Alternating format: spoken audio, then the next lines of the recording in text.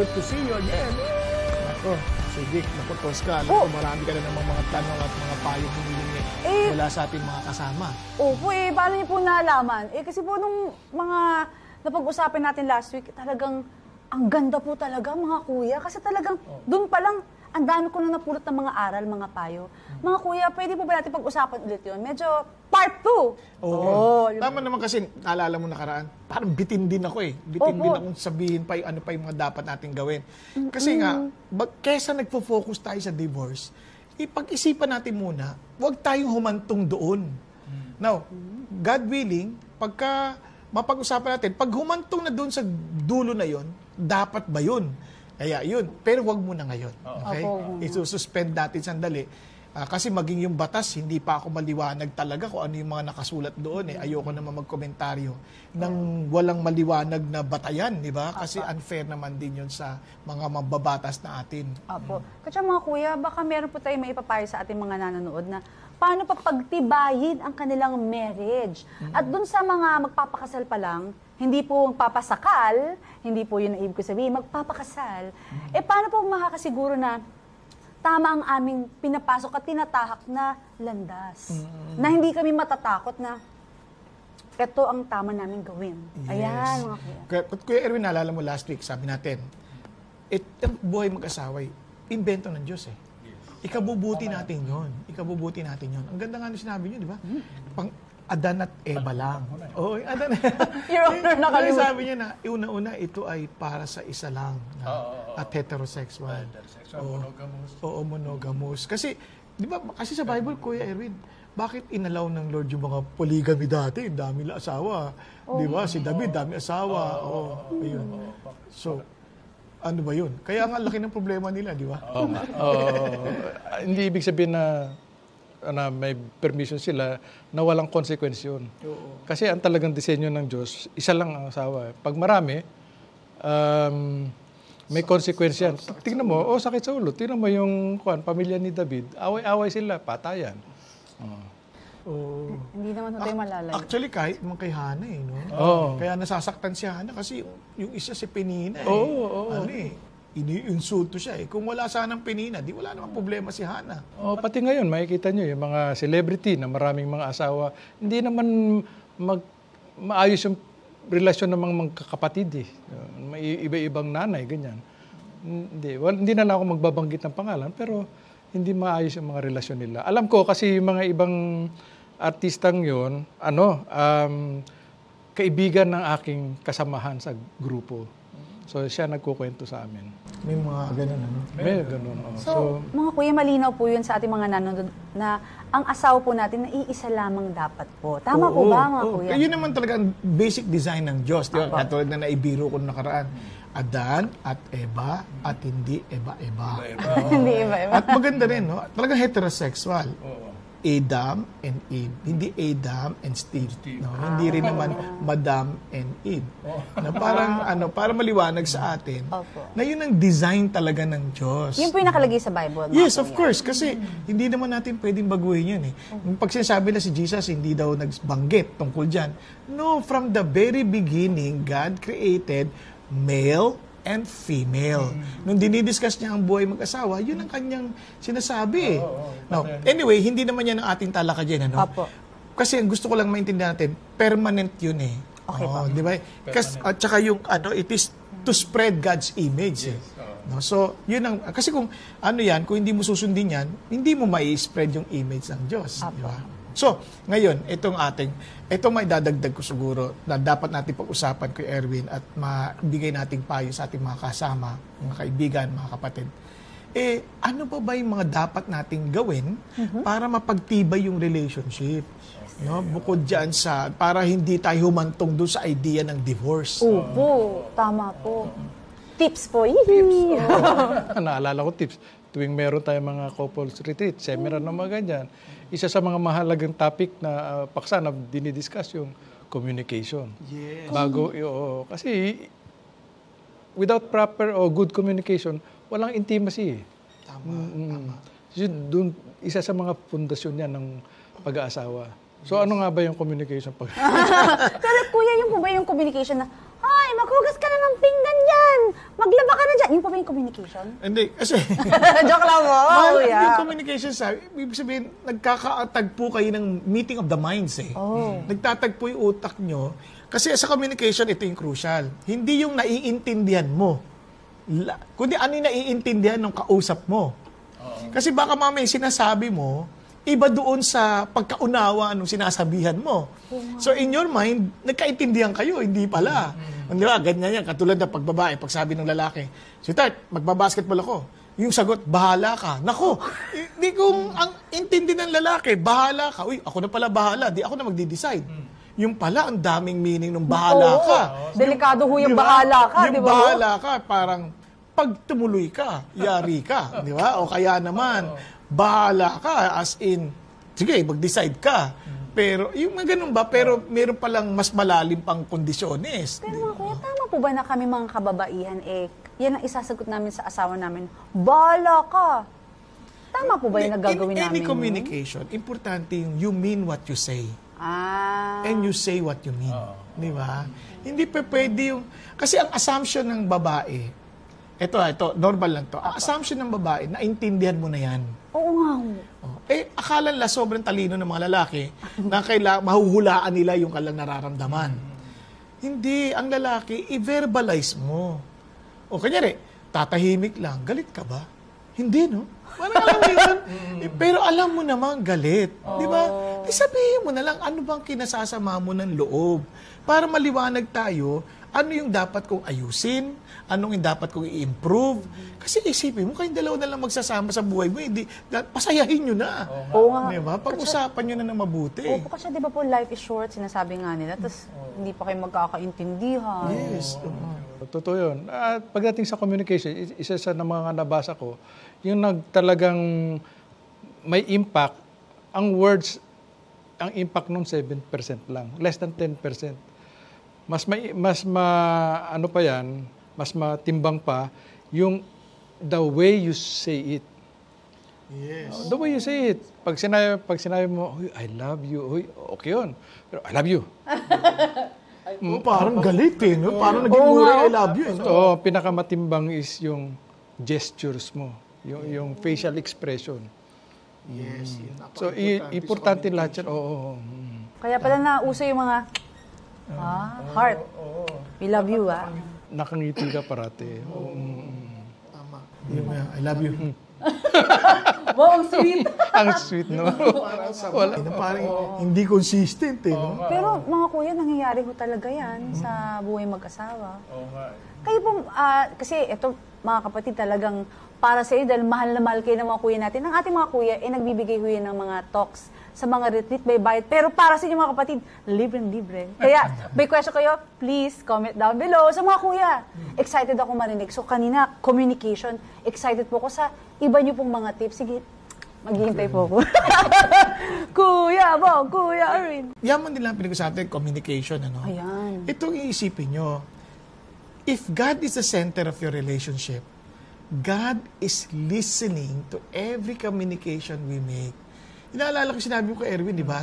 Na kinote mo from Matthew.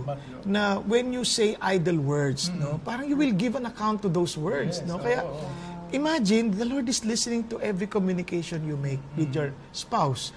So ingatan mo. Yung una, hindi yung pa nagko-communicate ka, hindi yung sinasaktan mo yung asawa mo. Yung asawa mo yan eh. Minsan, di ba, pag nag-aaway kayo, parang you're saying things na hindi mo naman talaga gusto sabihin. Pero nasasabi mo na. Dapat wag, bantayan mo yun kasi sabi nga nila, yung words, mas painful pa yan sa pat-pat-pat. Yung words na yun, hindi nakakasugat ng puso yun, na ang hirap mong tanggalin. Mga kuya, yaman po ang aking ama ay wala na ho dito sa earth na ito. Pero meron ho kasi siyang binilin sa akin. Sabi niya, anak, dalaga pa po ako nung sabi niya, anak, tandaan mo to. Hindi naman ho, girl. Pero kasi gusto ko po sanang malaman din yung kayo po bilang tatay na rin at may mga anak na din po kayo. Kasi sabi po ng tatay ko, anak, tandaan mo, gawin mo ng lahat sa lalaki. Wag lang itong bagay na. Sabi ko, ano po yung papa? Sabi niya, wag na wag mong tatapakan ng ego niya. Yes. I mean, any thoughts on that, mga kuya? Yung ego, ano po? Respect ang tinutukoy niya. Respect. Respect ang kailangan. Actually, men and women din, we need to be respected, lalo na sa men. Love and respect nga yung isa sa mga title ng seminar dyan. Eh naniniwala ako doon. Kasi kumisan, pag mag-usap tayo, we communicate o yung mga bagay na ginagawa natin sa harapan ng ating asawa, parang ang sinasaad natin, wala tayong respeto sa kanya eh. Ganon. Yeah. Sa totoo lang, sa lalaki, may nakakalalaki. May nakakalalaki ko, Erwin.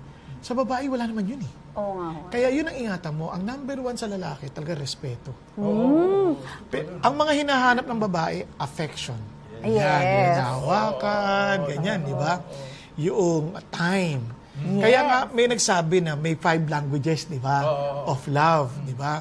Yung iba ay present or gift, di ba? Yun, yung iba naman ay words of affirmation. Yan, oo. Yun mga yun, importante yun. Alamin mo, ano ba yung pinaka-communication ng asawa ko na masasabi niyang mahal ko siya? Ayun. Di ba? Kahit sa mga anak, ha? Kahit sa mga anak. Kasi, kunyari, bigay ka ng regalo sa anak mo. Ang hinahanap pa ng anak mo, makasama ka. Ayun. So, magkaiba kayo ng language. Ang language mo ng love is gift. At ang language ng anak mo, presence. Time. Yun. Kaya, kailangan aalamin mo. Same thing with wife. No? Alamin mo. Same thing with husband. Opo. Di ba? No? Ang masama lang kung lahat ng language ay yung kanya. Pwede mo ba yun? May 1 or 2. Pero totoo yun. Yan, natutunan namin sa pag-aaral at experience. May kanya-kanyang love language. Yung tulad ng misis ko, iba yung love language niya. Ang love language niya ay time. Yung basta nandoon lang ako, nasa tabi niya, ganyan, o nakikita niya ako, happy na siya. Yes. Oo, sabi ko nga sa kanya, alam mo, natatakot ako din sa love language mo eh. Baka pag nauna ako, hindi mo na ako palibing eh. Joke lang. Hindi, pero yun ang love language ng misis ko. Time, makasama lang niya ako. Yun. Paano niyo po nalaman na yun ang sinabi po niya sa inyo? Or parang you just figure it out?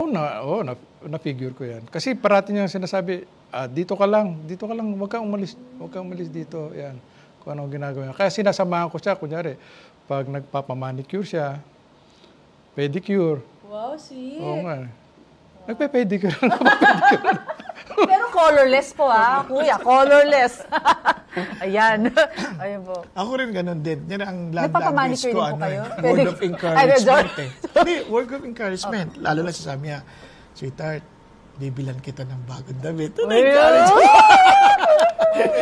Hindi, walang ganun. I really love. Yung siyempre, gusto ko na-encourage ako ng asawa ko. Kaya, ayaw ko yung mga salita na parang nagpapalabas na parang wala akong isip, na parang di ako nag-iisip. Parang, di ba, parang, ayaw ko yung, parang feeling ko na, parang wala akong kakayanan to analyze or to think, yung ganyan.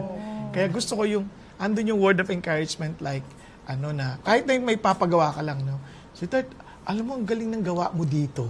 Ayun. So, na-encourage ka. Hindi yung, ba't naman ganyan gawa mo? Pangit naman yan. Hindi ka ba marunong? Ganun. Yung masakit yun. Pero minsan ganun. Kaya naalala ko na nagka-problema ako, matindi, na parang talagang as if the world is against you. Wow. Ang galing nung sagot na sa, alam mo, sweetheart, kahit anong mangyari, believe ako sa'yo eh. Wow. Nung sinabi niya yung believe na yun, parang ang lakas ng impact sa akin na doon ang dahilan ba't hindi ako parang natakot humarap sa buhay at sa problema. Yung ganyan. Kaya, alam ko, nakarating ako kung ano man yung naabot ko ngayon sa biyaya ng Diyos, isa sa mga dahilan ay yung asawa ko. Kasi nga, she's the wind beneath my wings. Wow, kanta mo yun. I love that. Naku, dinedicate ko po yan sa daddy ko naman. Ang problema ko, wala akong wings. Pero mga kuya, doon sa sinabi niyo po, ibig sabihin po, ganun kalakas ang impact ng asawa. Yes, of course. Grabe pala. Naalala ko nga nung sinabi ng mga anak ko, Mama, ano ba nakita mo sa Papa? Wow. Ayan, diba? Siyempre, ako naman nakikinig din. Siyempre, diba? Gusto ko malaman. Sabi niya, alam mo, Papa mo, ang bait na, pangit pa. Bigla ako na-realize, asset din pala yun. Congrats po. Congrats. practice. May kasabihan nga na behind the success of a man is a woman. Wow. Behind his failure is another woman.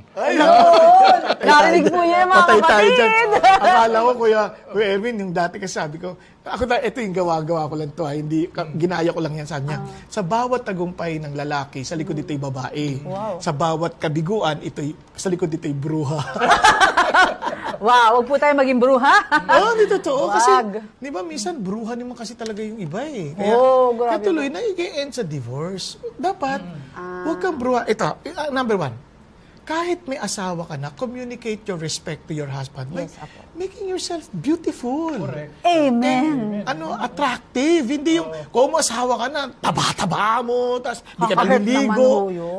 Hindi naliligo, tapos amoy palayok, di ba? Palayok. Amoy bulalo, di ba? Ganyan. Siyempre, pinagluluto ho kayo, mga kuya. Siyempre, alam mo, Kasi mahirap po ganito yan, ha? Para maintindihan mo. Ako, tanggap ko yun kasi sabi ng Bible, ang lalaki galing sa lupa eh. Na si babae galing sa tadyang. Kahit normal lang, magiging amoy bulalo yan. O kaya, Grabe pero naman. yung lalaki amoy lupa. Pero wag mo naman pangatawanan na gano'n, di ba? Kasi dapat, baliktarin mo. Wag ka mag-amoy lupa. Di ba, mag-amoy bulaklak ka naman. Parang nilibing ka naman. Parang Ano ba yan, mga kuya? Grabe naman. Dapat dinoche. Pero mga kuya, kasi sinasabi niyo po ang mga kababaihan, ang asawang babae, kailangan magpapaganda. Pero ito po sinasabi ko sa mga asawang lalaki, magpapogi rin kayo para sa mga asawa ng babae. Ito, naalala mo kay Erwin yung study ng ano mga hinahanap ng babae sa lalaki. Oh. 'Di ba? Affection. 'Di ba? Honesty. 'Di ba? Naalala mo pag binata't dalaga pala, napaka-honest niyan. Bibigay pa 'yung cellphone sa iyo eh. Pag asawa na, yung cellphone dala-dala kahit sa pagligo. Bakit? Ano para sa inyo? Ano? Panghilod touchscreen. So hindi ubra, 'di ba? So yun dapat aalamin mo din 'yun. Tapos yung parang importante sa babae yung communication. Parang lagi kayo nag-uusap eh. Uusap, kwento kayo ng kwentuhan. Pagdating ng asawa na parang ang pinag-uusapan nila, puro problema eh, di ba? Tapos ang lalaki naman, ang isip niya, pagka nagsabi yung babae ng problema, kasi babae naghahanap ng intimacy na habang nagkikwentuhan. Ang lalaki agad, sinusolve yung problema. Di ba? Parang, uy, alam mo ba yung gripo natin, tumutulo pa rin. Ang agad sagot ng lalaki, ba't ikaw umanap na tubero? Wala naman, ganun ka agad, di ba? Sinusolve agad yung problema. Hindi iniisip, kamusta naman? Ano nangyari sa'yo kung nung nasira yung gripo? Paano? Di nabasa ka ba? May ganun communication. Kasi minsan inaalam mo din. Kasi napapansin mo, paulit-ulit yung kwento niya. Oo nga.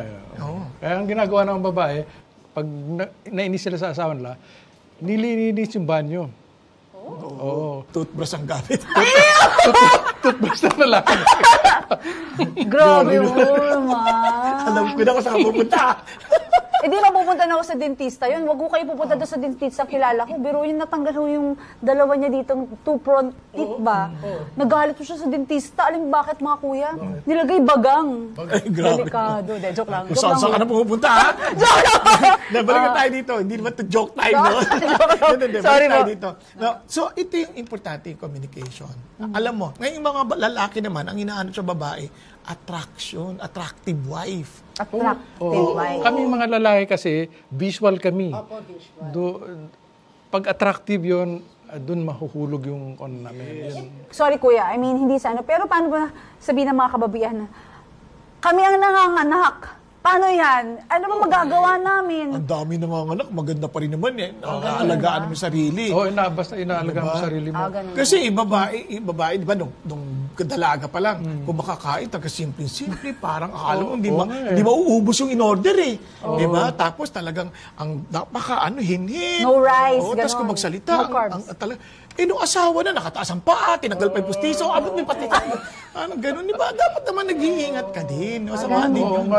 Dapat magpabango ka rin. Mabango. Kasi nung bago ka nag-asawa, mabango ka. Nung nag-asawa ka na, pagkatapos maligo, amoy ka na asawa, amoy white flower. Bakit ako? Grabe naman. Amoy mo ito. Dati sa ilang-ilang yung pabango niya. Ngayon, white flower niya. Pero ito, doon magdadating ka doon ngayon sa issue ng intimacy. Ayun Hindi mo pwedeng iwasan yan. Kasi, sabi ng Bible sa 1 Corinthians chapter 7, yung katawan ng lalaki, sa babae na yan eh. Yung katawan ng babae sa lalaki na yan. So parang ang yan, enjoy nyo yun. I-enjoy nyo yun. Kaya wag mong basta paggamit yung kung ani-kanino. Ayun Kasi na. hindi na iyo yan eh. Kaya isa na lang kayo sa asawa mo na yan eh. Ngayon, kung hihiramin ng iba, may tiyakin mo, papayag yung asawa mo. Ay, sabihin ko po, walang Imposible, papayag. papayag, di ba? May mga That's the kuya point. That's the point. Kaya wag mong ba ipagamit ng ng walang paalam. Doon nagkakasiraan. Ayun na. Kaya mapapansin mo, bakit ito asawa ko selos ang selos? Sa totoo lang, if you're honest, yung mga jealousy na yan, ano yan parang punto rin yan to guard your heart. Apa. Pag tiningnan mo, baka naman hindi ka nagbibigay enough time sa asawa mo. Pwede po. Baka nasobrahan ka na sa ibang bagay o sa ibang tao to the point na nagsiselos sila. So normal din yun. O kaya naman ay baka naman nagfe-flirt-flirt ka, yung nasisihan mo makipag-joke-joke sa ibang babae to the point na parang mas gusto mo na silang kausap kaysa sa asawa mo.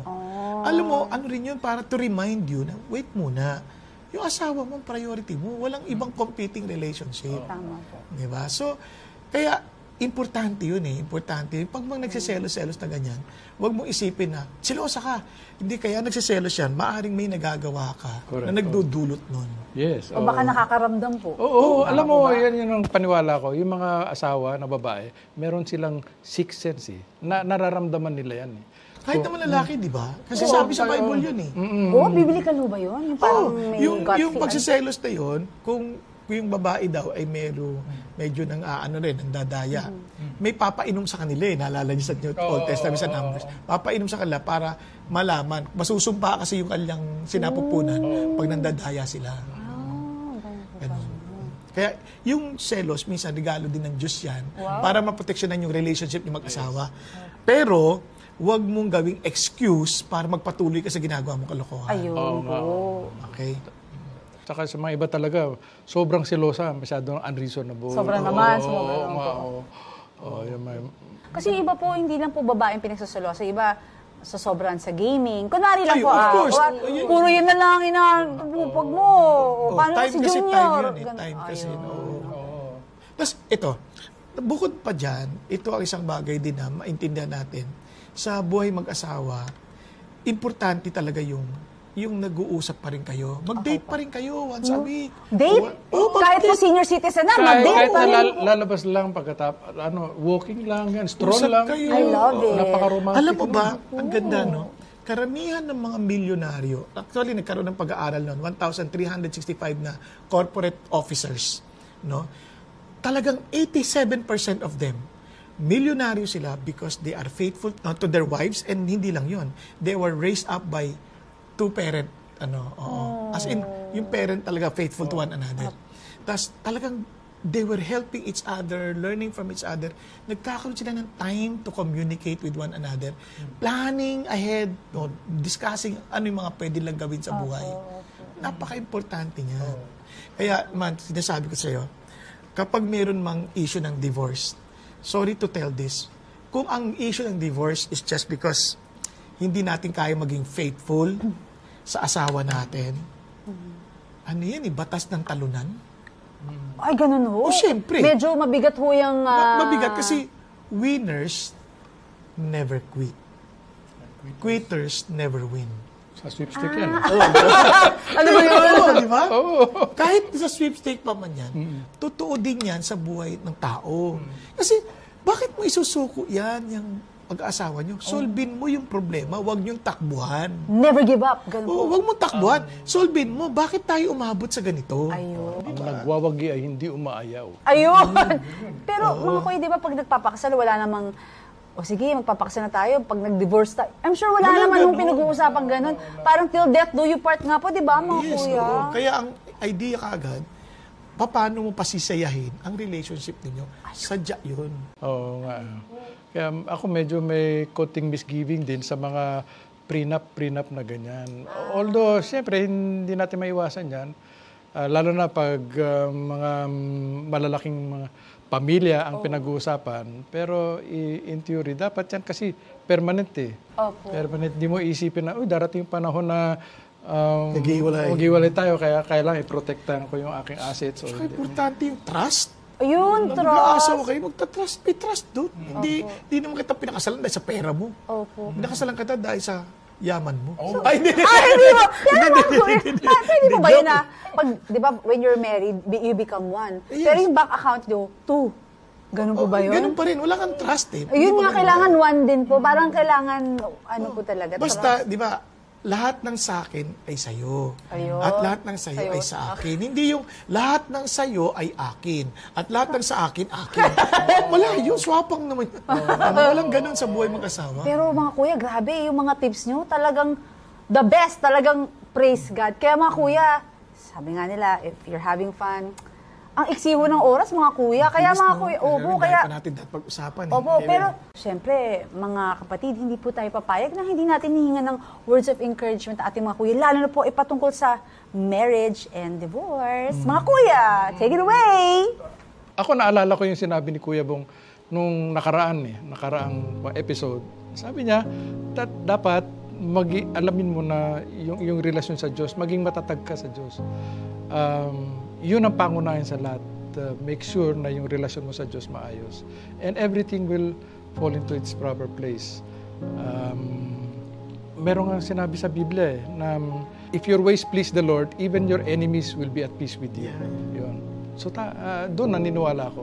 Unahin mo muna si Lord and then bahala na si Lord sa pamilya mo. Yes. Amen. Kaya naman, alam niyo po, wala naman nagpakasal na iniisip nating maghiwalay. Ang lahat nating iniisip ay maging maganda ang ating pagsasama at magiging makabuluhan at talagang magbibigay ng totoong kumbaga, saysay sa buhay natin. Kaya tulad ng sabi ni Kuya Erwin, ganun din ang sinabi, ayun ang nais din ng Diyos sa atin, na maging maayos ang ating relasyon sa isa't isa at lalo ma-enjoy natin yung buhay mag-asawa. Kaya sabi ng Panginoon, ano mang pinag-isa niya, walang sino mang makapaghihiwalay nito. Kaya wag nating paghiwalayin kasi hangad ng Diyos, magkasama tayong nagtatagumpay eh. Kumbaga, we will finish the race together sa buhay mag-asawa. Kaya pag hirap na tayo, just be honest. We need God. Kasi naalala ko yung singsing, walang simula, walang hangganan. Hindi naman natin pag-ibig yun kasi may hangganan tayo eh. Pag-ibig ng Diyos yun. Kaya kung totoo yung pag-ibig ng Diyos sa atin, higin mo, duktungan ka ng Lord. Pag umabot ka sa hangganan ng pagmamahal mo, Lord, duktungan mo naman ng pag-ibig ko ng inyong walang hanggang pagmamahal.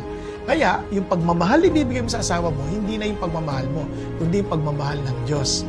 At ang ganda, tayo pang nakikinabang pag talagang naipahayag natin ang pag-ibig ng Diyos ayon sa kanyang salita sa ating napangasawa.